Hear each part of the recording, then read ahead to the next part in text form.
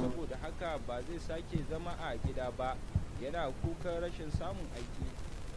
Ya ce zai iya samun abin yi. Kai wani Ni ne dai Barau, sarkin tsoro kawai.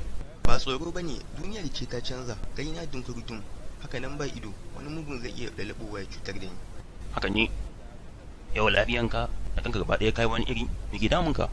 Bara ce ke damuna. Ban fahimci ka ba. So nake na daina bara, so nake nima na tsaya da kafata, da kama sana'a. Kai idan so samu ne, so nake nima na koma makarantar boko. Dan digirin nan da ake yi nima na dan samu na yi shi. Digimiye? Digiri? Wani tambaye ka mana Ali, ko dai ka fara yan gurbe-gurbe ne irin na samarin zamanin nan. Yau wace rana? Asabar. Haka ni kuwa, a da na yi zaton ka fara shaye-shaye ne, saboda idan har ba shaye-shaye ka fara ba, babu abin da zai sa rana a tsaka ka ce kai ka gaji da bara. Wai wani digiri za ka yi? To kai da ba ka mallako firamare ba, ta ina za ka bi kai digirin?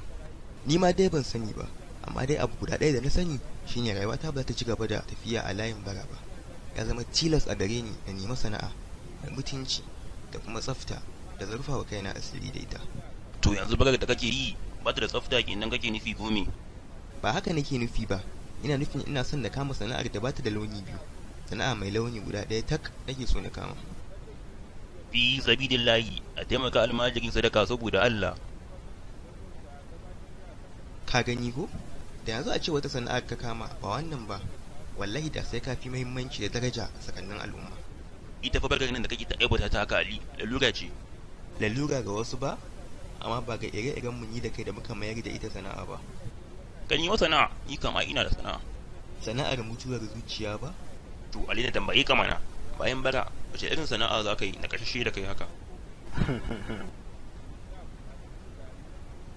Ka sani, na kasa ba ta waya ba ce.